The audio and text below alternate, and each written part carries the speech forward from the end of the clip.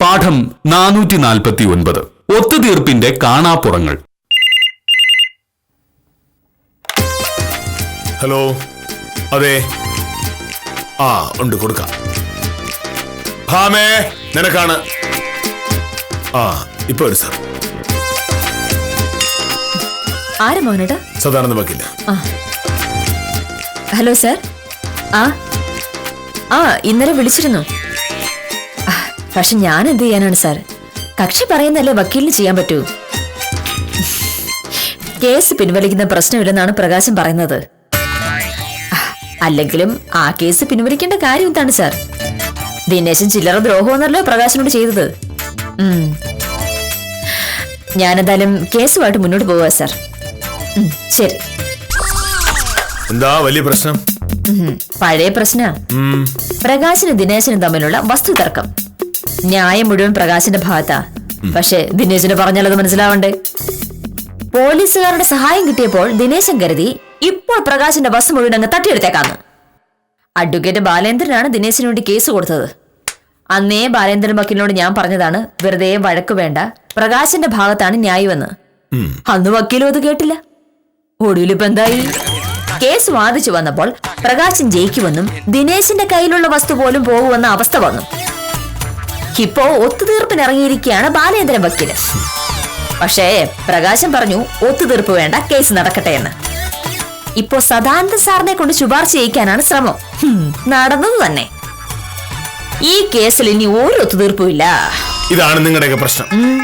ഒരു പ്രശ്നം രമ്യമായി തീർക്കാൻ അവസരമുണ്ടെങ്കിലും നിങ്ങൾ അത് ചെയ്യില്ല. നിങ്ങൾക്ക് കേസ് നടത്തി വഴക്കുണ്ടാക്കിയേ ഒരു കാര്യം തീർക്കൂ എന്ന വാശിയാണ്. ഇത് വാശിയല്ലല്ലോ മോഹനേട്ടാ. ദിനേശൻ വെറുതെ കേസ് കൊടുത്ത് പ്രകാശിനെ ഉപദ്രവിച്ചതല്ലേ? ഇപ്പോ കേസ് തോൽക്കുമെന്ന് കാണുമ്പോ ഒത്തുതീർപ്പിന് വരുന്നതിൽ എന്താ കാര്യം? ഒത്തുതീർപ്പ് വേണമെങ്കിൽ അന്ന് ആലോചിക്കണമായിരുന്നു. ഈ പ്രകാശനും ദിനേശനും ചേട്ടനല്ലേ? കൂടപ്പുറപ്പുകൾ തമ്മിലൊരു പ്രശ്നം ഉണ്ടാകുമ്പോ അത് വഷളാക്കി കേസാക്കി ഫീസ് വാങ്ങാനല്ല ശ്രമിക്കേണ്ടത്. രണ്ടുപേരെയും കാര്യങ്ങൾ പറഞ്ഞു മനസ്സിലാക്കി ഒത്തുതീർപ്പാക്കണം. പക്ഷെ നിന്നെ പോലുള്ളവർ ചെയ്യില്ല. കാരണം ആളുകൾ തമ്മിലുള്ള പ്രശ്നം പറഞ്ഞു തീർത്താൽ പിന്നെ നിങ്ങൾക്ക് പണിയില്ലല്ലോ. കേസ് ഒത്തുതീർപ്പായാലും എനിക്കെന്റെ ഫീസ് കിട്ടും. പക്ഷേ ഈ കേസിൽ ഒത്തുതീർപ്പിന്റെ പ്രശ്നമില്ല. ദിനേശിനെ ഒരു പാഠം പഠിപ്പിച്ചിട്ടേ വിടൂ. അഡ്വക്കേറ്റ് സത്യഭാമ ഒരു ഒത്തുതീർപ്പ് വക്കീലല്ല. ഉത്തമന്റെ ശബ്ദം കേട്ടിട്ട് ഒരു കേസിന് കോളുണ്ടല്ലോ. നോക്കിട്ട് വരാം. നമസ്കാരം വക്കീലെ. ഒരു ഭയങ്കര പ്രശ്നമുണ്ട്. എന്താ ഉത്തമ? വക്കീലെ, ആ തെക്കേപ്പറമ്പിലെ രാജമ്മ വക്കീലിനെ അറിയാലോ? മരിച്ചു സുന്ദരേശന്റെ ഭാര്യ.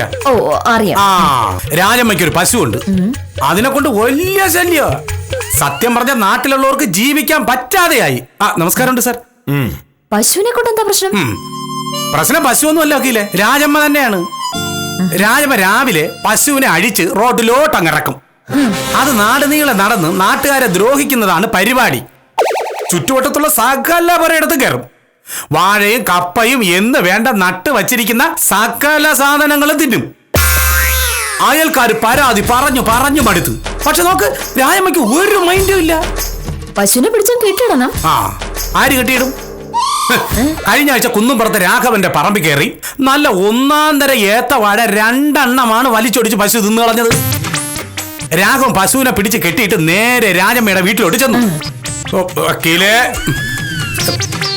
രാജമ്മ പറഞ്ഞ വർത്താനം ഞാനിവിടെ നിന്ന് പറഞ്ഞ വക്കീൽ എനിക്കെതിരെ കേസെടുക്കും. അമ്മ അതിൽ പുളിച്ച ചീത്തയായിരുന്നു.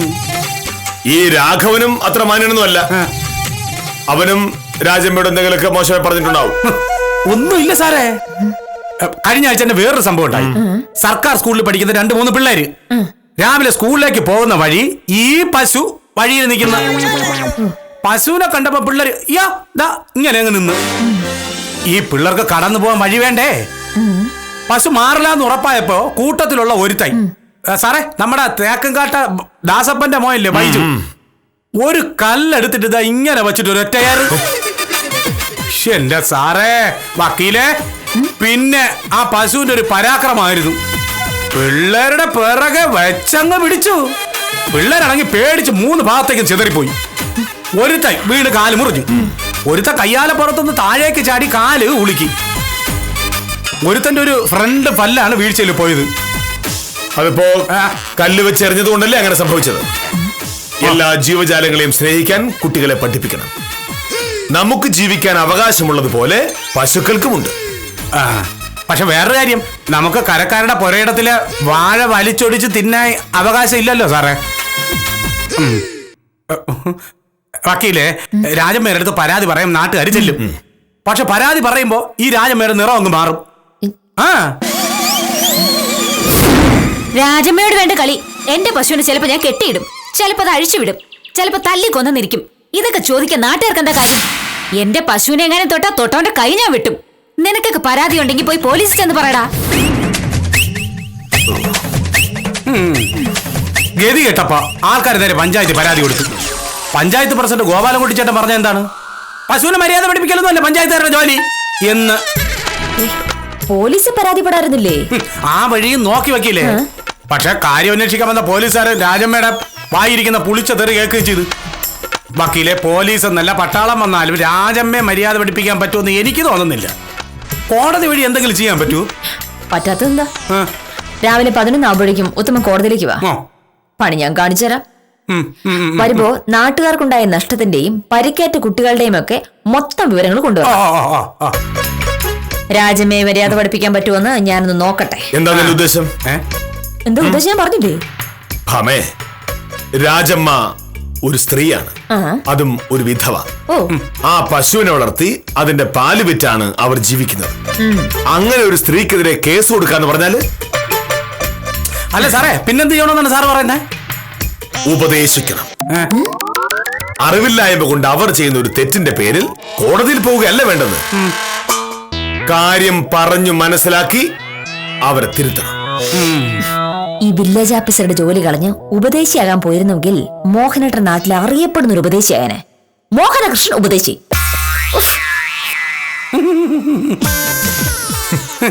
ഉത്തമ, അവൾ ഒരു വക്കീല. ഒരു പ്രശ്നം എങ്ങനെ സമാധാനമായി പരിഹരിക്കണമെന്നല്ല വക്കീലന്മാർ തീരുമാനിക്കുന്നത്. ഒരു പ്രശ്നം വഷളാക്കി എങ്ങനെ കേസാക്കണമെന്ന. സാറേ, ഇതിപ്പോ സാറ് പറയുന്നത് നിസ്സാര കാര്യമല്ല. ഉപദേശിച്ചാലും രാജമ്മ കേൾക്കൂല. ഇതിനേക്കാളൊക്കെ എത്രയോ വലിയ പ്രശ്നങ്ങൾ ലോകത്തുണ്ടായിരിക്കുന്നു. ഉത്തമന് ജോൺ എഫ് കെന്നഡി അറിയാമോ? ആരേ? ജോൺ എഫ് കെന്നഡി അമേരിക്കയുടെ പ്രസിഡന്റ് ആയിരുന്നു. നികിത ക്രൂഷ്ചേവ് റഷ്യയുടെ ഭരണാധികാരി. അമേരിക്കയും റഷ്യയും തമ്മിൽ ശീതസമരം നടക്കുമ്പോ 1962 ഒരു വലിയ പ്രശ്നം ഉണ്ടായി. ക്യൂബയിലേക്ക് മിസൈൽ കയറ്റിപ്പോയ റഷ്യൻ കപ്പൽ പടയെ അമേരിക്ക കടലിൽ തടഞ്ഞിട്ടു. തർക്കമായി, വഴക്കായി. ഒരു 3ാം ലോക മഹായുദ്ധം ഇപ്പൊ നടക്കുമെന്ന് കരുതി ലോകം ഭയന്നു വിറച്ചു. പക്ഷേ 14 ദിവസം നീണ്ട ചർച്ചയ്ക്ക് ശേഷം കെന്നഡിയും ക്രൂഷ്ചേവും ഒത്തുതീർപ്പിലെത്തി. ക്യൂബയെ ഒരിക്കലും ആക്രമിക്കില്ല എന്ന് അമേരിക്ക ഉറപ്പുകൊടുത്തു. റഷ്യ ആയുധ കപ്പൽ പിൻവലിക്കുകയും ചെയ്തു. കെന്നഡിയും ക്രൂഷ്ചേവും തമ്മിലുള്ള പ്രശ്നങ്ങൾ ഒത്തുതീർപ്പാക്കാമെങ്കിൽ ഒരു പാവൻ രാജമ്മയുടെ കേസ് ഒത്തുതീർപ്പാക്കാനാണോ പ്രശ്നം? പറയൂ. അല്ല, ഇപ്പൊ സാറിപ്പോ പറഞ്ഞില്ലേ കെന്നഡി റാക്കം, എന്താ? John F Kennedy. അതുപോലത്തെ പ്രശ്നമല്ല ഇവിടത്തത്. ഈ രാജമ്മയ്ക്ക് കാര്യം പറഞ്ഞാൽ മനസ്സിലാവുന്നുണ്ടെങ്കിൽ ഈ ഒരു പ്രശ്നവും ഇല്ല സാറേ. ഇതിപ്പോ കേസിലേ തീരൂ. വക്കീൽ എന്തായിരുന്നല്ലോ കേസായിട്ടല്ലോ. ഞാൻ പോയി നാട്ടുകാരെല്ലാം വിളിച്ചു കൂട്ടി കാര്യം പറയട്ടെ.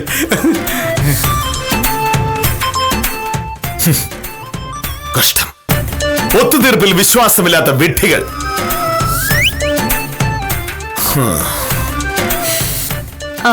ഉത്തമൻ എന്ത് പറഞ്ഞു? ഒത്തുതീർപ്പ് വേണമെന്നോ കേസ് വേണമെന്നോ? ഉത്തമൻ കേസ് വേണമെന്നല്ലേ പറയൂ. കാരണം ഇവർക്കാർക്കും ശാന്തിയിലും സമാധാനത്തിലും വിശ്വാസമില്ലല്ലോ. കാര്യം നടക്കണമെങ്കിൽ ഒത്തുതീർപ്പ് കൊണ്ടിരുന്നാൽ പോരാ മോഹനേട്ടാ.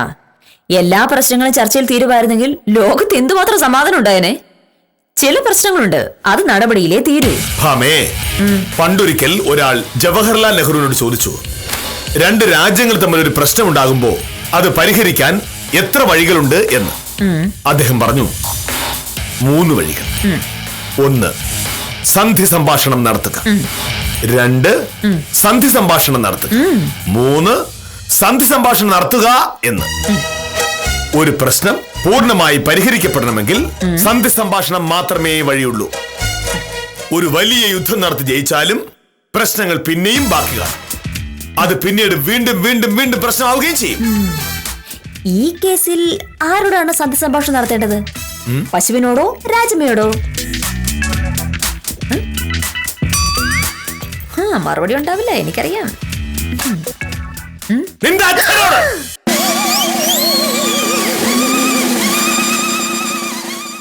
മുഖത്തോക്കി തന്തയ്ക്ക് വിളിക്കുന്നതാണല്ലേ ഈ സന്ധി സംഭാഷണം എന്ന് പറയുന്നത്? കൊള്ളാം.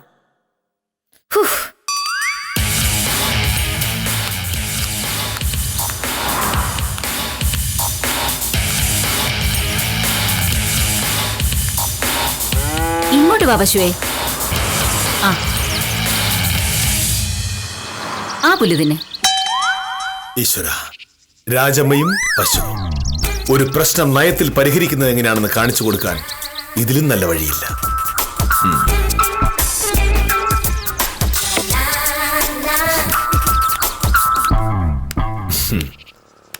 നമസ്കാരം രാജമ്മേ, സുഖം തന്നെയല്ലേ? നാട്ടുകാരുടെ സുഖം അന്വേഷിക്കലാണോ ഇപ്പൊ സാറിന്റെ പണി? അങ്ങനെയല്ല രാജമ്മേ, നമ്മളൊക്കെ ഈ നാട്ടിലെ താമസക്കാരാണല്ലോ. രാജമ്മയാണെങ്കിൽ എല്ലാ വർഷവും കൃത്യമായി കരമടയ്ക്കുന്ന ഒരു പ്രജ. ഞാനാണെങ്കിൽ ഈ നാട്ടിലെ വില്ലേജ് ഓഫീസർ. അപ്പോ നമ്മൾ തമ്മിൽ കാണുമ്പോ ഒരു കുശലം ചോദിക്കുന്നത് മര്യാദയല്ലേ? എന്റെ സാറേ, സത്യം പറഞ്ഞ ഈ കുശലം ചോദിക്കാൻ വരുന്നവരെ കണ്ട എനിക്ക് പേടിയാ. എന്റെ കെട്ടിയോ മരിച്ചെന്റെ പിറ്റേ ദിവസം മുതൽ ഓരോരുത്തന്മാർ എന്റെ അടുത്ത് കുശലം ചോദിച്ചു വന്നു തുടങ്ങിയതാ. അവന്റെയൊക്കെ മനസ്സിലിരിപ്പ് എനിക്കറിയാലോ. പക്ഷേ ഞാൻ അത്തരക്കാരനല്ല എന്ന് രാജമ്മയ്ക്ക് അറിയില്ലേ? ലോകത്തുള്ള എല്ലാവരും സന്തോഷത്തോടും സമാധാനത്തോടും ജീവിക്കണമെന്ന് ആഗ്രഹിക്കുന്ന ഒരു വില്ലേജ് ഓഫീസറാണ് ഞാൻ. സത്യം പറഞ്ഞാൽ എനിക്ക് രാജമ്മയെ വലിയ ബഹുമാനമാണ്. ഭർത്താവ് മരിച്ചിട്ടും തളർന്നു പോകാതെ അധ്വാനിച്ച് ജീവിച്ച് 3 കുട്ടികളെ പോറ്റുന്ന സ്ത്രീയല്ലേ രാജമ്മ? അങ്ങനെ ഒരാളെ എങ്ങനെ ബഹുമാനിക്കാതിരിക്കും? എനിക്ക് ബഹുമാനമൊന്നും വേണ്ട സാറേ. എന്നെ ഉപദ്രവിക്കാൻ ഇങ്ങോട്ട് വരാതിരുന്നാ മതി. ഞാൻ രാജമ്മയൊന്ന് കാണാനിരിക്കായിരുന്നു. എനിക്ക് മറ്റാരുമില്ലാതെ രാജമ്മയോട് ഒരു കാര്യം സംസാരിക്കാനുണ്ടായിരുന്നു. ഞാൻ പറയുന്നത് പോലെ കേട്ടാൽ രാജമ്മയ്ക്ക് നല്ലതേ വരൂ. ഞാനൊരു വില്ലേജ് ഓഫീസറാണല്ലോ. അത് ശരി. അപ്പൊ സാറിന്റെ മനസ്സിലിരിപ്പ് ഇതാണോ? കാണാൻ ഭയങ്കര മാന്യൻ, അലക്കി തേച്ച ഷർട്ടും മുണ്ടും, കയ്യിൽ വളകാലൻ കൂടെയും. പക്ഷെ സ്വഭാവം പുറമേ കാണുന്നതല്ല. രാജമ്മ ഉദ്ദേശിച്ചതല്ല ഞാൻ ഉദ്ദേശിച്ചത്. ഓ, രാജമ്മയോട് നാട്ടുകാർക്കൊക്കെ ഈയിടെ വലിയ ദേഷ്യമാണെന്ന് അറിയാലോ. നാട്ടുകാർക്ക് ദേഷ്യമാണെങ്കിൽ എനിക്ക് പുല്ല. അങ്ങനെ പറയരുത്. നമ്മൾ സാമൂഹ്യ ജീവികളല്ലേ. പരസ്പരം സ്നേഹിച്ചും സഹായിച്ചും വേണം നമ്മൾ ജീവിക്കാൻ. ഞാനിപ്പോ ആരെയാ സ്നേഹിക്കേണ്ടത്? രാജമ്മയുടെ ഈ പശു പലർക്കും അസൗകര്യം ഉണ്ടാക്കുന്നു എന്നൊരു പരാതിയുണ്ട്. 1-2 പേരെ പശു ഉപദ്രവിച്ചതായും കേട്ടു. അതിന് എന്നെ പറഞ്ഞിട്ട് എന്താ കാര്യം? പശുവിനോട് കളിക്കാൻ ചെന്നാൽ അങ്ങനെ ഇരിക്കും. രാജമ്മേ, ഈ പശുവിന്റെ ഉടമസ്ഥ രാജമ്മയാണ്. അതുകൊണ്ട് തന്നെ ഈ പശു ഉണ്ടാക്കുന്ന സകല പ്രശ്നങ്ങൾക്കും രാജമ്മ തന്നെ ഉത്തരം പറയേണ്ടി വരും. നാട്ടുകാരെ പിണക്കാതെ ഇതങ്ങ് തീർക്കുന്നതല്ലേ നല്ലത്? രാജമ്മ ഈ പശുവിനെ ഇങ്ങനെ റോഡിലേക്ക് അഴിച്ചുവിടുന്ന ഈ പരിപാടി നിർത്തണം. മറ്റുള്ളവർക്ക് ശല്യമില്ലാതെ എവിടെയെങ്കിലും കെട്ടിയിടാമല്ലോ. ഒരു വഴക്കുണ്ടാക്കാൻ എളുപ്പമാണ് രാജമ്മേ, പക്ഷേ അത് പരിഹരിക്കാനാണ് പാട്. ഇപ്പോ ഞാൻ മധ്യസ്ഥതയിൽ വന്നതുകൊണ്ട് കൊള്ളാം, ഇല്ലെങ്കിൽ നാട്ടുകാരിളകുമായിരുന്നു. കെന്നഡിയും ക്രൂഷ്ചേവും തമ്മിലുള്ള പ്രശ്നത്തെ പറ്റി രാജമ്മ കേട്ടിട്ടുണ്ടോ? അതൊക്കെ ആരാ? അതുപോട്ടെ, ഇപ്പോ നാട്ടുകാരുമായി സ്നേഹത്തിലാവാൻ രാജമ്മയ്ക്ക് നല്ലൊരു അവസരമാണ് കിട്ടിയിരിക്കുന്നത്. രാജമ്മ പശുവിനെ അഴിച്ചുവിടാതിരുന്നാൽ നാട്ടുകാർ പശുവിനെ ഉപദ്രവിക്കാതിരിക്കാൻ ഞാൻ നോക്കണം. അതൊക്കെ സാറ് പറയും. പശുവിനെ കെട്ടിയിട്ട നാട്ടിലെ തലതെറിച്ച പിള്ളേർ കല്ല് വലിച്ചെറിയും. പശു നിന്ന് ഏറെ കൊള്ളേണ്ടി വരും. അഴിച്ചുവിട്ട എറിയുന്നവന്റെ കാര്യം പശു തന്നെ നോക്കിക്കോളും. അത് വേണ്ടി വരില്ല. ഞാൻ പറയുന്നത് രാജമ്മ അനുസരിച്ചാൽ നാട്ടുകാർ പശുവിനെ ഉപദ്രവിക്കാതെ ഞാൻ നോക്കിക്കോളാം. പറയുന്നത് കെ മോഹനകൃഷ്ണനാണ്. രാജമ്മയ്ക്ക് ഉറപ്പിച്ച് വിശ്വസിക്കാം. സാറ് പറയുന്നോണ്ട് മാത്രം ഞാൻ കേൾക്കാം. പക്ഷേ എന്റെ പശുവിന് എന്തെങ്കിലും പറ്റിയാ സാറ് സമാധാനം പറയേണ്ടി വരും. പശുവിന് എന്ത് പറ്റാൻ? വില്ലേജ് ഓഫീസർ കെ മോഹനകൃഷ്ണന്റെ സംരക്ഷണത്തിലുള്ള പശുവിനെ ആരും ഉപദ്രവിക്കില്ല. എന്നാ പിന്നെ ശരി. ഈ പശുവിനെ എവിടെയെങ്കിലും കെട്ടിയിടുന്നതല്ലേ നല്ലത്. സാറ് കെട്ടിക്കോ, സാറിനല്ലേ അതിന്റെ ഉത്തരവാദിത്വം. ശരി, ഞാൻ കെട്ടിയിട്ടുള്ള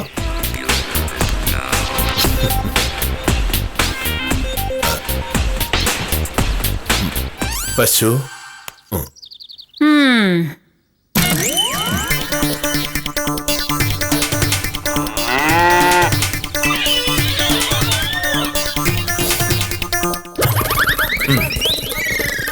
ഈശ്വര, അങ്ങനെ എന്റെ മധ്യസ്ഥത ഏറ്റു.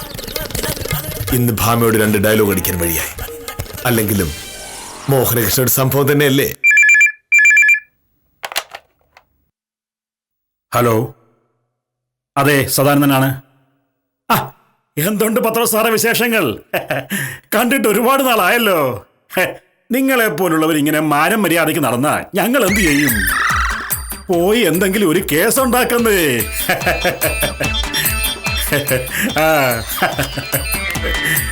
ഓ, വന്ന് നാട്ടിലുള്ള മനുഷ്യരൊക്കെ നിയമമനുസരിച്ച് ജീവിക്കാൻ തുടങ്ങിയെന്നാ തോന്നുന്നത്. പഴയതുപോലെ കേസൊന്നും ഇല്ലെന്നേ. ഇന്നോ? അതിനെന്താ, ഒരു 5 മണി കഴിയുമ്പോൾ ഞാൻ ഫ്രീ. ഇവിടുന്ന് ഇറങ്ങുമ്പോൾ വിളിക്കാം. ആ ആ ഓക്കെ. ആൽഫ ഫിനാൻസിലെ പത്രോസ് സാറാ. പഴയതുപോലെ വണ്ടി പിടുത്തവും ജപ്തിയും ഒന്നും ഇല്ലെന്ന് തോന്നുന്നു. പത്രോസ് സാറിന്റെ ഒരു കേസ് വന്നിട്ട് നാളെത്രയായി? കേസില്ലെന്ന് ആരാ സാർ പറഞ്ഞത്? സത്യം പറഞ്ഞാൽ ചുറ്റും നോക്കിയിട്ടുണ്ടെങ്കിൽ മുഴുവൻ കേസല്ലേ. രാജമ്മയുടെ പശുവിനെതിരെ ഞാൻ കൊടുത്ത പെറ്റീഷൻ ഏറ്റു. പശുവിനെ കസ്റ്റഡിയിലെടുക്കാൻ ഉത്തരവായി. അതെയോ? അപ്പോ മനുഷ്യന് കേസ് കൊണ്ടുവന്നില്ലെങ്കിലും മൃഗങ്ങൾക്ക് വരെ കേസ് കൊടുത്ത് നമുക്ക് ജീവിക്കാം. ഇത് സത്യത്തിൽ മൃഗങ്ങൾക്കെതിരെയുള്ള കേസല്ലല്ലോ സർ, രാജമ്മയ്ക്കെതിരെയല്ലേ. ആ സ്ത്രീയുടെ അഹങ്കാരം ഇതോടെ തീരും. ഇന്ന് വൈകിട്ട് 5 മണിക്ക് മുന്നേ പശുവിനെ കസ്റ്റഡിയിലെടുത്ത് സ്റ്റേഷനിൽ എത്തിക്കാനാണ് വിധി. നാളെ പശുവിനെ കോടതിയിൽ ഹാജരാക്കണം. പോലീസുകാർക്ക് എന്തായാലും ഒരു പണിയായി. പോലീസ് സ്റ്റേഷനിൽ പശുവാർത്ത തുടങ്ങുന്നതിനെ പറ്റി നമുക്ക് ആലോചിക്കാം.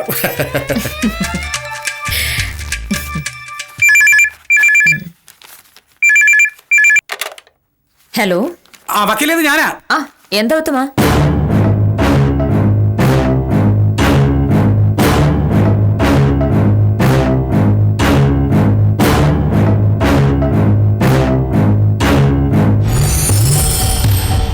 ശരി ശരി ശരി. ഓ,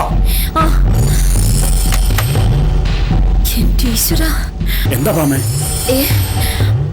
അല്ല, ഞാനൊന്ന് വീട് വരെ പോയിട്ട് വരാം സർ. ഒരു ചെറിയ പ്രശ്നമുണ്ട്. എന്താ കാര്യം? അതൊക്കെ ഞാൻ പിന്നെ പറയാം സർ.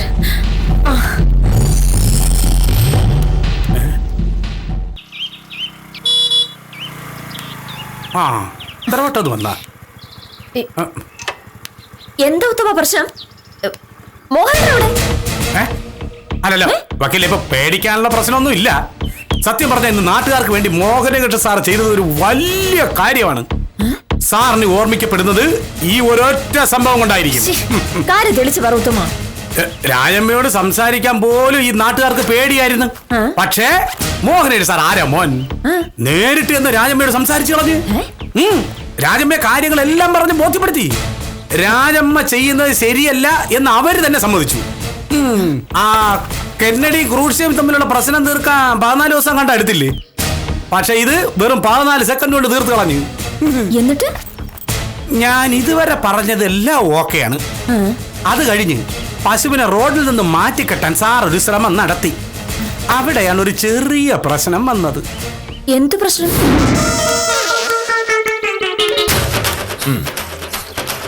ഈശ്വര, അങ്ങനെ എന്റെ മധ്യസ്ഥത ഏറ്റു. ഇന്ന് ഭാമയോട് 2 ഡയലോഗ് അടിക്കാൻ വഴിയായി. അല്ലെങ്കിലും മോഹനകൃഷ്ണയുടെ സംഭവം തന്നെയല്ലേ.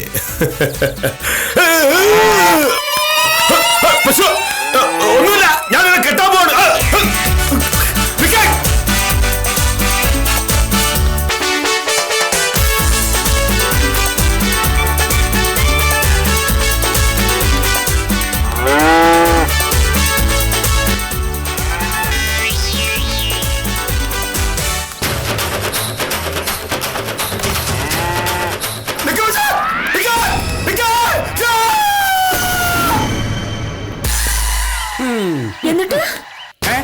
എന്നിട്ടെന്താണ്? സാറിന് പറ്റുമെന്നിടത്തോളം ദൂരം സാർ ഓടി. പക്ഷെ മനുഷ്യൻ ഓടാൻ പറ്റുന്നതിനേക്കാൾ സ്പീഡിൽ പശു ഓടി തുടങ്ങിയപ്പോ സാറ് നെഞ്ചും മൂക്കാമണ്ട ഇടിച്ച് ദാ അടക്കുന്ന താഴെ. അങ്ങനെ ഒരു 100-200 മീറ്റർ പോയെന്നാണ് സാർ എൻ്റെ അടുത്ത് പറഞ്ഞത്. പുളിക്കല തോമസ് ഊട്ടിയുടെ പുരയിടത്തിന്റെ വേലി പൊളിച്ച് ദാ ഇങ്ങനെ അകത്തോട്ട് പോയത് മാത്രം സാറിന് ഓർമ്മയുണ്ട്. പിന്നെ പോയി ബോധേ സാറിന്റെ. തോമസ് ഊട്ടിയുടെ പുരയിടത്തിന്റെ പൊട്ടക്കിണറ്റിന്റെ വക്കിലെത്തിയപ്പോ പശു പൊട്ടക്കിണറ്റിൽ ബ്ലിക്കോന്ന് വീഴുന്നതോടുകൂടി സാറ് രക്ഷപ്പെട്ടു. ശകലം കൂടെ പോയിരുന്നെങ്കിൽ എന്താണ് ഉണ്ടാവുക എന്ന് പറയാൻ പോലും പറ്റൂലെന്നാണ് ഡോക്ടർ എൻ്റെ അടുത്ത് പറഞ്ഞത്. എന്നിട്ട് മോഹനേട്ടൻ എവിടെ? ആ, സാറിന് ഒരു പ്രശ്നമില്ല, വളരെ സുഖമായിട്ട് അകത്തിരുന്ന് വിശ്രമിക്കുന്നുണ്ട്. ആ പിന്നെ വക്കീലെ, ഇനിയിപ്പോ കോടതിയുടെ കേസിന്റെ പോലീസിന്റെ ഒരു ആവശ്യമില്ല. പൊട്ടക്കിണറ്റി വീണ പശുവിന്റെ കാലൊടിഞ്ഞിട്ടുണ്ട്. എഴുന്നേറ്റ് നടക്കണമെന്നുണ്ടെങ്കിൽ ഒരു 5-6 മാസം വേണ്ടി വരും. അതുവരെ നാട്ടുകാർക്ക് പേടിയില്ലാതെ സുന്ദരമായി റോഡിലൂടെ നടക്കാമല്ലോ. ഇത് കണ്ട് നാട്ടുകാർ പറഞ്ഞെന്താണെന്നറിയാവോ? ഈ ഒരു ഉപകാരം കാരണം സാറിനെ നാട്ടുകാർ ഒരിക്കലും മറക്കൂലെന്ന്. ആ പിന്നെ വക്കീലെ, ഒരു കാര്യം കൂടിയേ. എന്താണ്? ഈ പശുവിന് എന്ത് പറ്റിയാലും അതിന്റെ ഉത്തരവാദിത്തം മോഹനേഷ് സാറ് ഏറ്റെടുത്തിരിക്കുന്നു എന്നാണ് രാജമ്മ പറഞ്ഞിട്ടുള്ളത്. അതുകൊണ്ട് പശുവിന്റെ ചികിത്സാ ചെലവും 6 മാസത്തേക്ക് രാജമ്മയ്ക്കുണ്ടായ നഷ്ടത്തിലുള്ള പരിഹാരവും എല്ലാം സാറ് കൊടുക്കുമെന്നാണ് രാജമ്മ പറഞ്ഞിരിക്കുന്നത്. വേണ്ട, രാജമ്മയുടെ സ്വഭാവം അറിയല്ല. അവര് പറഞ്ഞതാ. കെന്നഡിയെ ക്രൂഷ്ചേവിനെ പറഞ്ഞ് മനസ്സിലാക്കുന്നത് പോലെ രാജമ്മയെ പറഞ്ഞ് മനസ്സിലാക്കുന്ന വെച്ചാൽ നടക്കൂലേ? ആ, ഓ, അങ്ങനെ പശുവിന്റെ കാര്യത്തിൽ ഒരു തീരുമാനമായി.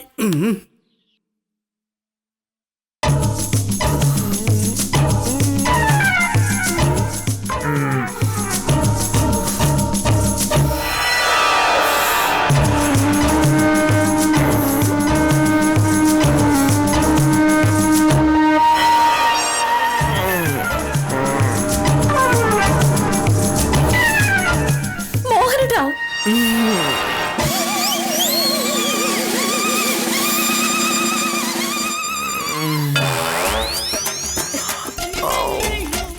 മോഹനേട്ടാ,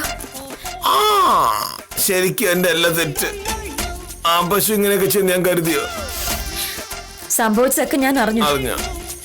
വേദനയുണ്ടോ? എന്റെ വേനലായിരിക്കോ? ആവശ്യമില്ലാത്ത കാര്യങ്ങൾ ചെന്ന് ചാടി പുലിവാല് പിടിക്കരുത് നീ എത്ര പറഞ്ഞാലും മോഹനേട്ടൻ കേൾക്കില്ല. പുലിവാലല്ലോ പിടിച്ചത്, പശുവിന്റെ കയറിലല്ലേ. ഇത്രയും പ്രശ്നം ഞാൻ കരുതിയില്ല. എന്നാലും ആ പശുവിന് കണ്ണി ചോരയില്ല. ഞാൻ അതിനെതിരെ എന്ത് ദ്രോഹം ചേട്ടാ എന്നോട് ഇങ്ങനെ? മൃഗങ്ങൾക്കും നമ്മളെ പോലെ തന്നെ ജീവിക്കാനുള്ള അവകാശമുണ്ടെന്നല്ലേ രാവിലെ മോഹനേട്ടൻ പറഞ്ഞത്?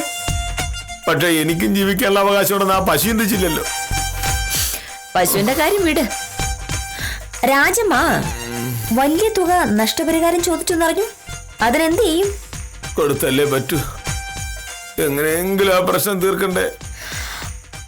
പ്രശ്നം തീർക്കാൻ 3 വഴികളുണ്ട് മോഹനേട്ടാ. 1, സന്ധി സംഭാഷണം നടത്തുക. 2, സന്ധി സംഭാഷണം നടത്തുക. 3, സന്ധി സംഭാഷണം നടത്തിക്കൊണ്ടേയിരിക്കുക. സാരമില്ല കേട്ടോ. ഒത്തുതീർപ്പ് ചർച്ചകളുടെ പ്രാധാന്യത്തെപ്പറ്റി പണ്ഡിതന്മാർ ഒരുപാട് പറഞ്ഞിട്ടുണ്ട് എന്നത് സത്യമാണ്. പക്ഷേ നമ്മൾ മനുഷ്യരുടെ നിയമങ്ങൾക്ക് മൃഗങ്ങൾ വേണ്ടത്ര പരിഗണന നൽകാറില്ല എന്നതാണ് ദുഃഖകരം. ജവഹർലാൽ നെഹ്റുവിന്റെ സിദ്ധാന്തങ്ങൾ ആ പശു വായിച്ചിട്ടുണ്ടാവും എന്ന വില്ലേജ് ഓഫീസറുടെ കണക്കാണ് തെറ്റിപ്പോയത്. സാരമില്ല, ഇതിവിടം കൊണ്ട് തീർന്നല്ലോ എന്ന് ആശ്വസിച്ച് ഇന്നത്തേക്ക് വിടാം.